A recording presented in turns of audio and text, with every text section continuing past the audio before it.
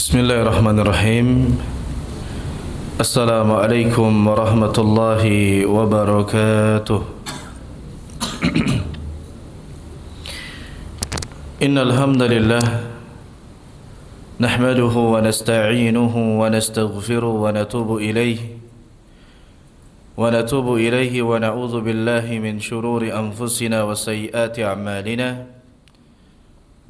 من يهده الله فلا مضل له ومن يضلل فلا هادي له وأشهد أن لا إله إلا الله وحده لا شريك له وأشهد أن محمدا عبده ورسوله لا نبي ولا رسول بعده اللهم إنا نسألك علما نافعا ونعوذ بك من علم لا ينفع Rabbana zidna ilma warzuqna fahmah amin ya rabbal alamin. Alhamdulillah, para hadirin sekalian, ikhwan dan akhwat, kaum muslimin dan muslimat, rahimani wa rahimakumullah. Kita bersyukur kepada Allah Subhanahu wa taala atas segala limpahan nikmat yang Allah berikan kepada kita yang begitu banyak. Nikmat yang begitu besar, yang dengan nikmatnya lah kebaikan-kebaikan menjadi sempurna. Kita bersyukur kepada Allah Subhanahu wa taala dengan senantiasa menjadi hamba yang taat, karena dikatakan asyukru ta'atul mun'im. Syukur itu adalah mentaati zat yang memberikan nikmat, yaitu Allah Subhanahu wa taala. Dan kita bersyukur kepada Allah dengan segala komponennya. Bersyukur dengan hati kita meyakini semua nikmat dari Allah. Bersyukur dengan lisan kita memuji, memperbanyak pujian kepada Allah. Dan bersyukur dengan anggota badan kita, dengan kita senantiasa semakin taat dan semakin maksimal di dalam beribadah kepada Allah Subhanahu wa taala. Barang siapa yang bersyukur kepada Allah, Allah akan tambahkan nikmatnya. La in syakartum la azidannakum. Barang siapa yang bersyukur, sekiranya kalian bersyukur, aku akan benar-benar tambah. Dan barang siapa yang kufur, maka sungguh azab Allah Subhanahu wa taala sangat pedih. Jemaah yang dimuliakan Allah Subhanahu wa taala, kita lanjutkan pembahasan kita membahas sebuah kitab yang berjudul Manhaj Ahlus Sunnah wal Jamaah di dalam Tazkiyatun Nufus, karya Al-Ustadz Abu Fatih Jawaz rahimahullahu ta'ala rahmatan wasi'ah. Kita masih berada di bab yang terakhir daripada buku ini, yaitu berkaitan dengan bab yang ke-6, obat penyakit hati. Ya, jadi Allah Subhanahu wa ta'ala tidaklah menurunkan suatu penyakit kecuali dengan itu juga Allah Subhanahu wa ta'ala turunkan penawarnya. Tatkala hati kita menjadi hati yang sakit, Allah sudah sediakan penawarnya. Tatkala hati kita adalah hati yang kurang sehat, hati yang sakit, hampa, maka Allah Subhanahu wa ta'ala telah menjelaskan melalui lisan Rasulnya apa-apa saja yang menjadi obat penawar agar hati kita menjadi sehat. Dan kita sudah sebutkan sejauh ini ada 7 sebab atau 7 obat penawar hati atau obat penyakit hati. Kita masuk kepada yang ke-8 di halaman 126 bagi yang memegang buku. Obat penyakit hati yang ke-8 adalah membuang berbagai macam kotoran-kotoran hati. Tentunya tatkala kita ingin hati kita sehat, maka seorang muslim harus selalu berusaha membersihkan hatinya dengan membuang seluruh hal-hal yang mengotori hati. Apa hal-hal yang mengotori hati tersebut? Di antaranya adalah seperti cinta dunia. Kita sudah katakan di antara tabiat manusia cinta kepada dunia, tapi yang berlebihan, yang sampai melalaikan tujuan utama kita yaitu akhirat, itulah yang tidak dibenarkan. Ya, adapun secara tabiat semua kita mencintai dunia. Tetapi tentunya dengan skala prioritas yang benar. Jangan sampai cinta kita berlebihan sampai menjadikan seakan-akan dunialah yang kita kedepankan, atau bahkan melalaikan, rela menjual kehidupan kita yang kekal di akhirat. Allah Subhanahu wa taala mengatakan, bal tu'thirunal hayatad dunya wal akhiratu khairu wa abqa. Manusia lebih mengedepankan kehidupan dunia, lebih mendahulukan kehidupan dunia, padahal akhirat itu kehidupan yang lebih baik dan lebih kekal. Maka tatkala sudah sampai ke tahap itu atau ke taraf itu, maka itulah cinta yang sangat tidak dibenarkan atau terlalu mencintai dunia. Kemudian di antaranya adalah tamak, rakus, ya. Kemudian sombong. Kemudian ujub, berbangga-bangga, berbangga diri. Kemudian mengikuti hawa nafsu. Kemudian hasad, atau dalam artian bahasa kita dengki, iri hati kepada orang lain. Kemudian bakhil, kikir atau pelit. Kemudian nifak, kemunafikan, menampakkan yang baik padahal sejatinya apa yang ada di batinnya menyelisihi itu. Kemudian di antara kotoran hati adalah riya, senang untuk mendapatkan pujian, bahkan menjadikan pujian itu sebagai tujuan akhir, yang harusnya amal itu ditujukan untuk kehidupan akhirat, mencari keridhaan Allah dan pahala dari sisi Allah, tapi ternyata dia mengerjakannya untuk mengharapkan atau mendapatkan secuil dari apa yang ada di sisi manusia. Itu penyakit-penyakit hati atau kotoran-kotoran hati.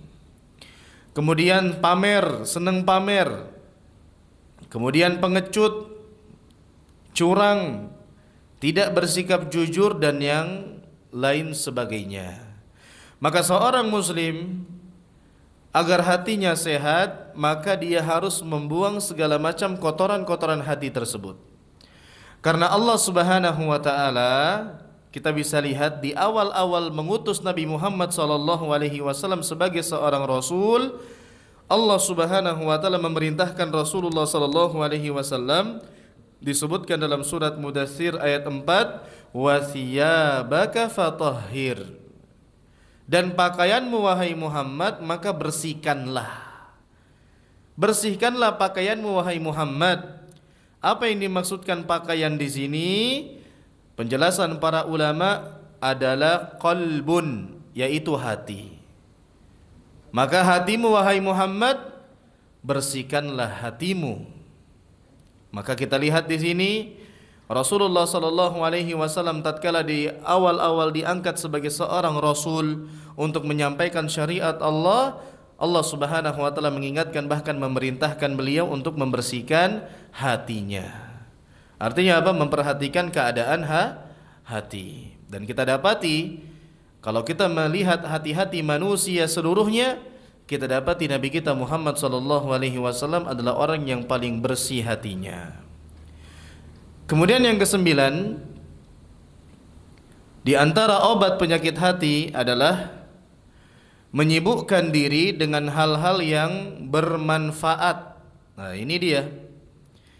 Kita ini terkadang tidak melakukan perbuatan-perbuatan maksiat, tetapi kita terjatuh kepada perkara-perkara yang mubah tapi berlebihan. Ya, meninggalkan sesuatu yang bukan urusan kita, itu diantara tanda baiknya keislaman kita. Kita nggak punya kepentingan di sana, maka nggak usah kita fokus ke sana. Apa yang tidak bisa memberikan kita manfaat di dunia dan di akhirat kita, maka tinggalkan. Ya, kalaupun ternyata perkara tersebut dibolehkan, maka secukupnya, tidak dengan kadar yang berlebihan. Dan ini diantara tipu daya syaitan, tipu daya iblis.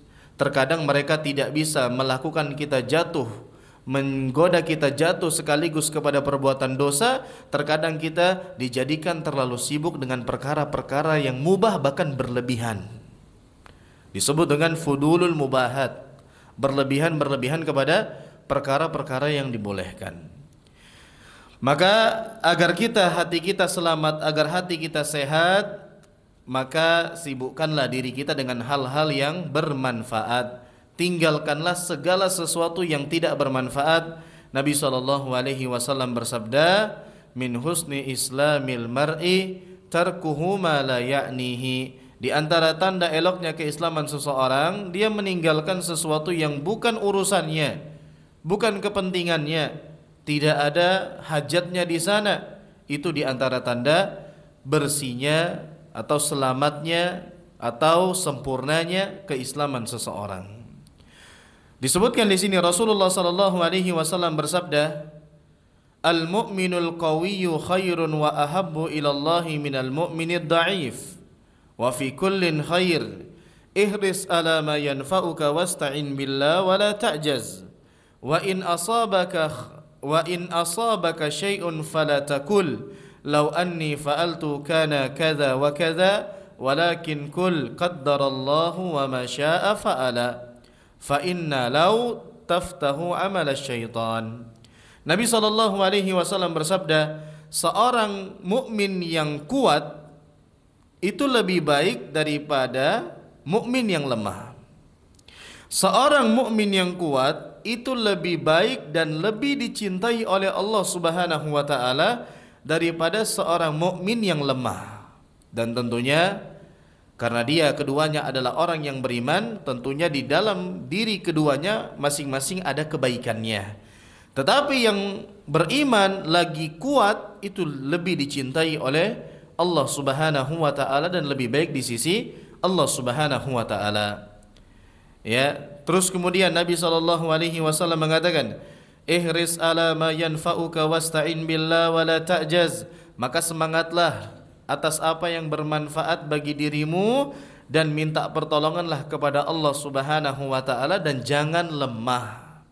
Maka semangat, baik itu urusannya berkaitan dengan kehidupan akhirat kita, semangat menghadiri majelis taklim, semangat menuntut ilmu, semangat bersedekah, semangat menolong memudahkan urusan orang lain, atau mungkin kebaikannya berbalik kepada urusan dunia kita. Kita sedang berniaga, kita sedang berusaha, kita cari bagaimana agar usaha kita itu kerugiannya mungkin minim, bagaimana lebih menghemat bahan-bahan produksi dan sebagainya, bermanfaat. Semangat, kata Nabi SAW. Tapi ingat, semangat saja tidak cukup. Wasta'in billah. Jangan lupa minta pertolongan kepada siapa? Kepada Allah Subhanahu wa taala. Dan Nabi SAW melanjutkan, tatkala kita sudah semangat, tatkala kita sudah maksimal, sudah minta pertolongan kepada Allah, wa in asabaka syai', sekiranya engkau ditimpa, ya, sekiranya engkau mendapatkan sesuatu yang engkau tidak senangi atau tertimpa musibah, fala taqul, maka janganlah engkau mengatakan lau anni fa'altu kana kadza wa kadza. Janganlah engkau katakan coba seandainya aku begini, cobalah aku seandainya begini, coba begini, coba begini. Jangan. Walakin, akan tetapi katakanlah qaddarallahu wa ma syaa'a fa'ala. Ini semua adalah takdir Allah dan apa yang Allah kehendaki maka terjadilah. Jadi seperti itu. Ya, tatkala kita sudah maksimal, sudah minta pertolongan kepada Allah, terjadi yang tidak sesuai yang kita inginkan, jangan katakan coba aku ndak buka usaha ini, coba aku nggak pergi ke sana, coba aku ndak ini, coba aku ndak kenal dia, coba. Enggak, katakan qaddarallah wa ma syaa'a fa'al. Ini adalah ketetapan Allah Subhanahu wa taala. Kenapa? Fa inna lau taftahu amala syaitan. Karena ucapan seandainya itu adalah pintu untuk membuka amalan-amalan atau perbuatan-perbuatan syaitan. Kalau kita sudah mengatakan seandainya, itu pintu syaitan yang sangat besar untuk memporak-porandakan kita. Pertama, tatkala terjadi sesuatu yang kita tidak senangi, kita ucapkan seandainya, kita sudah mengurangi keimanan kita kepada takdir Allah. Kita sudah berburuk sangka bisa jadi berburuk sangka kepada diri kita, dan yang lebih parah berburuk sangka kepada Allah Subhanahu wa taala. Kemudian bisa jadi orang yang selalu mengucapkan seandainya, dia akan menyalahkan dirinya sendiri dan membuka pintu frustasi. Orang usaha, dia tidak beriman kepada takdir dengan baik, dia tidak mengembalikan semua kepada Allah, karena kesuksesan sejatinya itu di sisi Allah. Kita hanya berikhtiar. Tapi ingat, tatkala Allah menetapkan pasti ada kebaikan di sana. Tapi dia enggak, dia katakan seandainya, akhirnya apa? Frustasi. Coba saja aku enggak pakai uangku ke sini, coba saja aku enggak berusaha ini, coba aja kemarin pakai beli motor, motornya ada depan mata sekarang. Ini enggak ada uangnya sama sekali, bangkrut. Akhirnya frustasi. Susah untuk menerima keadaan. Ya, ingat kalimat lau, seandainya, itu membuka pintu-pintu syaitan. Maka tatkala kita ditimpa perkara, maka berimanlah kepada takdir yang baik dan takdir yang buruk. Jangan yang baik-baiknya saja diterima, yang buruknya enggak mau. Dan kita katakan, perhatikan baik-baik, takdir baik dan buruk itu hanya ada di sisi manusia. Tapi di sisi Allah, Allah tidak pernah menetapkan ketetapan yang buruk, sekalipun itu di mata manusia buruk. Makanya Allah Subhanahu wa taala berfirman, asa an takrahu syai'an wa huwa khairul lakum wa asa an tuhibbu syai'an wa huwa syarrul lakum. Bisa jadi perkara yang engkau benci itu baik bagimu, dan bisa jadi perkara yang engkau cintai itu buruk bagimu. Perkara yang kamu sukai itu buruk bagimu. Allah tutup ayatnya, wallahu ya'lamu wa antum la ta'lamun. Allah ini maha tahu. Maka jangan pernah sok tahu. Ya, seakan-akan kalau kita sudah ikhtiar, ini yang terbaik bagi kita pokoknya. Enggak, Allah yang tahu, lebih mengenal kita, bahkan lebih daripada kita mengenal diri kita sendiri. Terus kemudian berikutnya yang ke-10, ya, obat penyakit hati adalah zuhud terhadap dunia. Ya, zuhud terhadap dunia. Orang-orang yang zuhud terhadap dunia adalah orang-orang yang dicintai oleh Allah dan dicintai manusia. Ingat, orang yang zuhud di dunia adalah orang-orang yang dicintai oleh Allah dan dicintai siapa? Manusia. Nabi SAW bersabda, An Abil Abbas Sahal bin Sa'ad As-Sa'idi radhiyallahu anhu qala, Ata an-Nabiy sallallahu alaihi wasallam rajulun faqala ya Rasulullah dullani ala amalin idza ana amiltuhu ahabbani Allah wa ahabbani an-nas. Faqala Rasulullah sallallahu alaihi wasallam izhad fid dunya yuhibbakallah wazhad fima fi aidin nas yuhibbakan nas. Dari Abul Abbas Sahal bin Sa'ad As-Sa'idi, semoga Allah meridai beliau, ia mengatakan, seorang datang kepada Nabi SAW lalu mengatakan, wahai Rasulullah, tunjukkan kepadaku suatu amalan yang apabila aku mengerjakannya Allah cinta sama aku, yang apabila aku mengerjakannya manusia juga mencintaiku. Maka Rasulullah SAW mengatakan, izhad fid dunya yuhibbakallah, berlaku zuhudlah di dunia maka Allah akan mencintaimu. Wazhad fima fi aidin nas yuhibbakan nas, dan zuhudlah terhadap apa yang dimiliki manusia maka manusia akan mencintaimu. Ingat perbuatan zuhud. Ya, Syekhul Islam Ibnu Taimiyah rahimahullah mengatakan, makna zuhud yaitu sesuai dengan syariat adalah meninggalkan segala sesuatu yang tidak bermanfaat di akhirat. Apa itu zuhud? Meninggalkan segala sesuatu yang tidak bermanfaat di akhirat. Maka tatkala berkaitan dengan agama kita, berkaitan dengan Allah Subhanahu wa taala, orang yang zuhud berarti orang yang meninggalkan perkara yang Allah haramkan. Itu orang yang zuhud. Orang yang zuhud yaitu orang yang meninggalkan 4 perkara. Antum ingat baik-baik. Yang pertama, orang yang zuhud adalah orang yang meninggalkan hal-hal yang diharamkan Allah. Itu sudah pasti orang yang zuhud. Karena definisi zuhud apa? Meninggalkan perkara yang membahayakan di kehidupan akhirat. Apa perkara yang membahayakan kehidupan akhirat? Jelas, menerjang larangan-larangan Allah, melakukan keharaman, itu membahayakan akhirat kita. Ya. Kemudian yang kedua, apa itu yang kedua? Yaitu meninggalkan perkara-perkara yang hukumnya makruh. Itu berarti orang yang zuhud. Dia tinggalkan yang haram, dia tinggalkan yang makruh. Ya, berarti dia orang yang zuhud. Bukan cuma makruh saja ini, dikerjakanlah. Tidak. Orang yang zuhud berarti dia mencari agar bagaimana selamat dia di akhirat. Dia tinggalkan sesuatu yang tidak bermanfaat di akhirat, dia tinggalkan sesuatu yang dapat membahayakan akhirat dia. Ya, meninggalkan perkara-perkara yang makruh. Terus kemudian yang ketiga, orang yang zuhud meninggalkan perkara-perkara yang syubhat. Ya, perkara-perkara yang syubhat, dia enggak tahu ini halalkah haramkah, ini bolehkah, ini tidakkah, maka dia tinggalkan, berarti dia orang yang zuhud.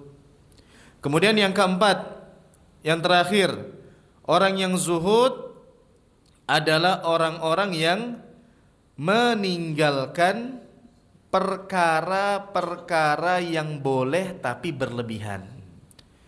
Ya, meninggalkan perkara-perkara yang boleh tapi berlebihan. Ada berapa semua orang yang zuhud dari sisi Allah Subhanahu wa taala? Ada 4. Pertama, orang yang meninggalkan yang haram, maka dia orang yang zuhud. Kedua, orang yang meninggalkan perkara-perkara yang makruh. Jangan beralasan makruh dikerjakan tidak dapat dikerjakan tidak dapat dosa, ditinggalkan dapat pahala. Enggak apa-apa. Itu enggak, perkara yang makruh dari secara istilah saja perkara yang dibenci. Karihaya krohu makruh, dibenci. Masa kita melakukan perkara yang dibenci? Tinggalkan, itu orang yang zuhud. Kemudian yang ketiga, tinggalkan perkara-perkara yang syubhat. Kemudian yang keempat, tinggalkan perkara-perkara yang dibolehkan tetapi berlebihan. Fudulul mubahat. Terus kemudian itu dari sisi Allah Subhanahu wa taala. Siapa yang meninggalkan itu semua, maka dia sudah pasti dicintai oleh siapa? Dicintai oleh Allah. Terus kemudian zuhud kepada manusia artinya apa? Dia meninggalkan apa-apa yang ada di sisi manusia. Dia tidak tamak, dia tidak minta-minta kepada manusia. Ya, dia tidak menggantungkan dirinya kepada apa yang ada di sisi manusia. Itu namanya orang yang zuhud kepada manusia. Dan ingat, manusia itu tatkala dia tahu kita dekat dengan dia untuk mengambil kemanfaatan apa yang ada di sisi dia nggak senang sama kita. Iya, dia nggak senang sama kita. Oh, dia ini dekat dengan saya hanya cari manfaat. Sekaya-kayanya orang, manusia, tatkala dia tahu antum dekat dengan dia, ada yang antum incar, dia nggak senang sama antum. Ya, dia nggak strek sama antum. Nah, tatkala antum zuhud, tidak menginginkan apa yang ada di sisi manusia, antum berteman karena Allah. Antum dekat dengan orang kaya bukan karena hartanya, tapi karena antum membangun ukhuwah Islamiyah, bukan karena sesuatu secuil dari dunia yang mereka miliki. Antum akan disenangi oleh mereka. Lain halnya kalau mereka ngasih hadiah, nggak ada masalah. Tapi kalau antum dekat-dekat, traktir ya, berharap dengan sesuatu. Ya, apa yang ada di manusia dikode-kode supaya diberikan, supaya didapat. Bagi-bagilah itu walaupun mereka tersenyum tapi hakikatnya mereka nggak senang. Manusia itu seperti itu. Maka orang yang zuhud nggak pernah menampakkan bahwasanya dia itu dekat dengan seseorang karena dia mau cari sesuatu, enggak. Dia dekat ke seseorang karena Allah Subhanahu wa taala, tidak mengharapkan, tidak menginginkan, tidak minta-minta dengan apa yang ada di sisi manusia, manusia akan suka sama dia. Tapi lihat ya, konteks ini berbeda kalau kita diberi tanpa kita minta. Kita diberi, ya udah kita ambil, tidak ada masalah. Tapi kalau kita menampakkan butuh, ya, itu kita tidak akan disenangi. Jangankan orang awam, ustadz pun demikian. Tatkala ustadz berteman, mengatur circle-circle-nya, hanya berteman dengan orang-orang yang berada menengah ke atas, dan terlihat bahwasanya dia menginginkan secuil dari mereka punya, ustadz itu gak dipandang di kalangan mereka, bisa jadi direndahkan. Ya, maka ingat, bersikap zuhudlah. Makanya di akhir bab ini, lihat baik-baik, lihat di sini. Di halaman 130. Seorang mukmin wajib mencari nafkah dan dia tidak boleh mengharap atau minta-minta kepada manusia. Dan dengan bersikap zuhud, hati seseorang mukmin akan menjadi lapang dan bahagia. Ingat, ya, agar kita dicintai manusia, apa? Bersikap zuhudlah dengan apa yang mereka miliki. Kita hanya berharap kepada Allah, kita usaha, kita tidak minta-minta kepada manusia. Kemudian bersikap zuhudlah kepada Allah agar Allah mencintai Anda. Itu tadi, meninggalkan yang haram, meninggalkan yang makruh, meninggalkan yang syubhat, dan meninggalkan perkara-perkara yang mubah tapi berlebihan. Kemudian yang terakhir, yang ke-11, obat penyakit hati adalah, ini sebenarnya bukan yang paling akhir karena dia nggak penting. Sebenarnya ini paling akhir. Kenapa ditaruh di akhir? Biar nggak lupa. Ini yang utama. Apa itu? Memperbanyak berdoa kepada Allah Subhanahu wa ta'ala agar diberikan hati yang selamat, hati yang sehat. Lihat baik-baik, seorang muslim yang ingin supaya hatinya bersih harus banyak berdoa dan memohon kepada Allah agar dikaruniai hati yang sehat, yang selamat, yang bersih. Nabi SAW mengajarkan kita untuk mengucapkan apa? Allahumma inni as'alukal huda wat tuqa wal afafa wal ghina. Ya Allah, aku memohon petunjuk kepadamu, memohon ketakwaan kepadamu, memohon kesucian diri, ya, dijauhkan dari hal-hal yang tidak halal ataupun yang tidak baik, dan aku memohon kecukupan kepadamu ya Allah. Al-ghina, minta kepada Allah agar kita tidak perlu merendahkan diri di hadapan manusia. Kemudian Nabi SAW mengajarkan kita doa, ya muqallibal qulub tsabbit qalbi ala dinik. Wahai zat yang membolak-balikan hati, teguhkanlah hatiku di atas agamamu. Kemudian doanya lagi, Allahumma musarrifal qulub sarrif qulubana ala ta'atik. Ya Allah yang membolak-balikan hati, arahkanlah atau letakkanlah hatiku di atas ketaatan kepadamu. Kemudian apa lagi doanya? Panjang itu ya. Allahumma inni a'udzubika minal ajzi wal kasali wal jubni wal bukhli wal haram wa azabil qabr. Allahumma ati nafsi taqwaha wa zakkiha anta khairu man zakkaha anta waliyuha wa maulaha. Allahumma inni a'udzubika min ilmin la yanfa wa min qalbin la yakhsha wa min nafsin la tashba wa min da'watin la yustajabu laha. Artinya bisa antum baca sendiri. Kemudian juga Allahumma inni as'aluka tsabat fil amri wal azimata 'ala ar-rusydi wa as'aluka mujibati rahmatik wa azaima maghfiratik wa as'aluka syukra ni'matik wa husna ibadatik wa as'aluka qalban saliman. Nah ini dia. Ya Allah, aku minta kepadamu hati yang selamat, wa lisanan sadiqan, dan lisan yang jujur. Wa as'aluka min khairi ma ta'lamu wa a'udzubika min syarri ma ta'lam wa astaghfiruka lima ta'lam innaka anta 'allamul ghuyub. Intinya berdoa kepada Allah Subhanahu wa taala. Kemudian terakhir, penutup buku ini, penulis mengatakan, alhamdulillah buku ini selesai dengan pertolongan Allah Subhanahu wa taala. Bukan kita yang hebat, Allah yang mudahkan. Buku ini sebagai nasihat di antara kita dan berbagai peringatan, dan sebagai peringatan bagi orang-orang yang mempunyai hati. Bayangkan ini, beliau mengatakan di akhir ini, semua buku ini bisa terselesaikan, kita juga bisa bahas sampai selesai, itu karena pertolongan Allah, bukan karena kita yang hebat.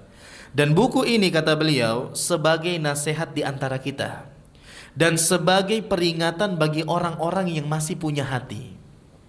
Ya, Allah Subhanahu wa taala berfirman, "Inna fi dzalika ladzikra liman kana lahu qalbun aw alqas sam'a wa huwa syahid." Sungguh pada yang demikian itu pasti terdapat peringatan bagi orang-orang yang mempunyai hati atau yang menggunakan pendengarannya sedang ia menyaksikan.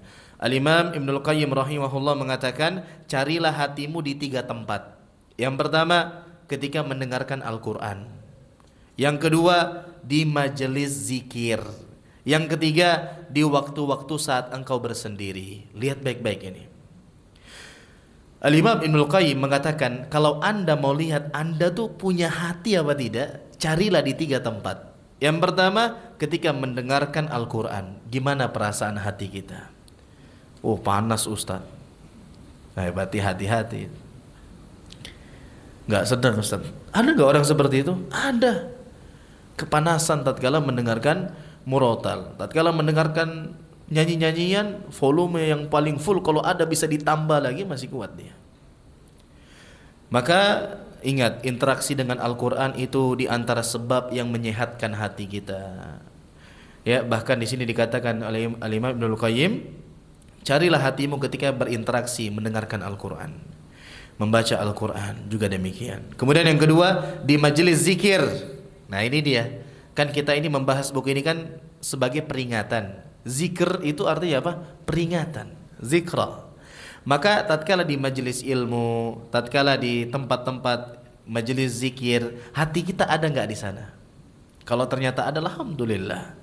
Kemudian yang ketiga, di waktu saat kita sedang sendirian, ya, carilah hati kita di 3 tempat tersebut.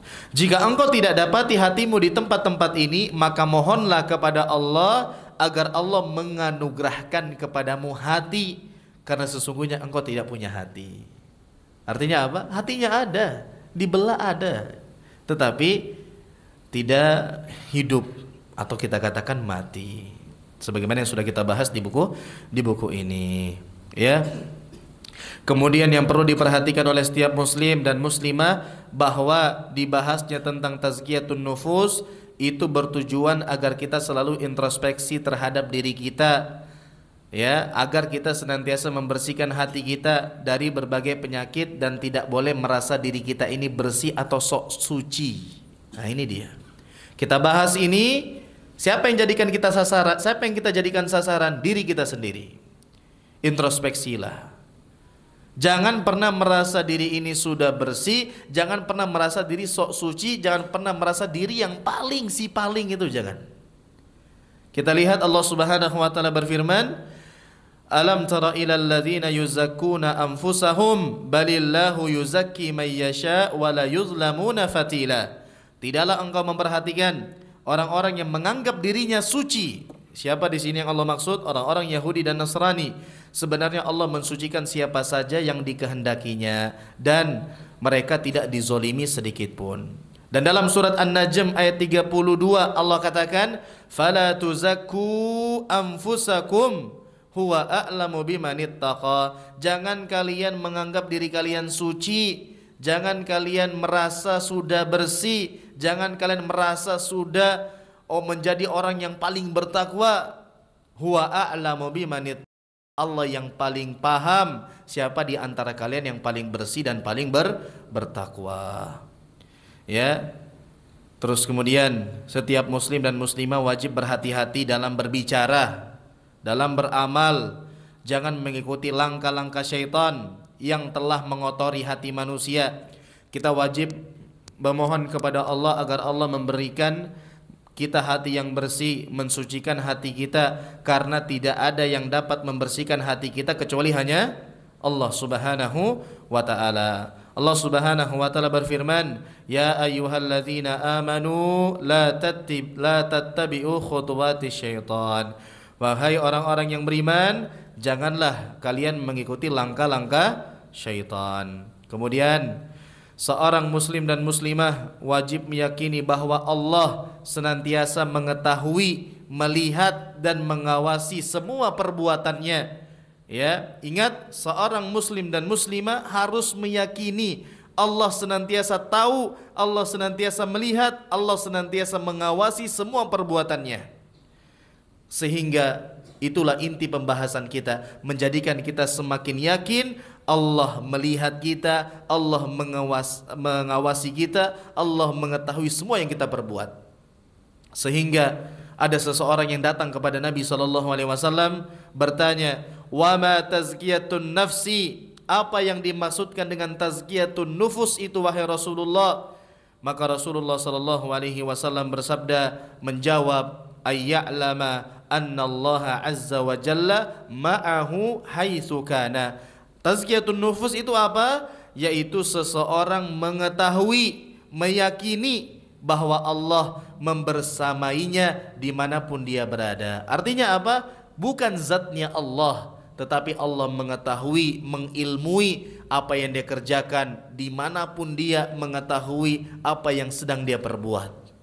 Jadi bertakwalah kepada Allah dimanapun Anda berada. Rasulullah SAW juga bersabda, ittaqillaha haitsuma kunta. Bertakwalah kepada Allah dimanapun Anda berada. Dan ingat, semua yang kita kaji, semua yang kita bahas dari pembahasan agama, pembahasan ilmu agama, semua kajian yang kita hadiri, itu tujuannya cuma satu, menjadikan kita semakin takut kepada Allah Subhanahu wa taala. Menjadikan kita semakin takut menerjang larangan-larangan Allah, menjadikan kita hamba yang semakin bertakwa kepada Allah Subhanahu wa taala. Karena dikatakan aslul ilmi khasyatullah. Inti daripada ilmu itu adalah rasa takut kepada Allah Subhanahu wa taala. Jadi kalau ternyata kita sering kajian, kita sering menghadiri majelis ilmu, tapi kita semakin berani kepada Allah, berarti ada yang salah dengan cara kita belajar, atau ada yang salah dengan niatan kita belajar tersebut. Karena yang jujur dalam belajarnya, yang baik di dalam menjalani proses menuntut ilmunya, maka dia akan mendapatkan buah rasa takut kepada Allah Subhanahu wa taala. Ingat, aslul ilmi khasyatullah. Inti ilmu adalah semakin menjadikan kita semakin takut kepada Allah Subhanahu wa taala. Kemudian di akhir penulis mengatakan, mudah-mudahan apa yang dijelaskan dalam buku ini bermanfaat bagi penulis dan para pembaca dan kita semua. Dan mudah-mudahan menjadi ilmu yang bermanfaat, menambah keyakinan, keimanan, dan mengikhlaskan ibadah kepada Allah saja, serta diberikan taufik dan kekuatan untuk mengamalkannya. Ingat, ilmu itu untuk diamalkan.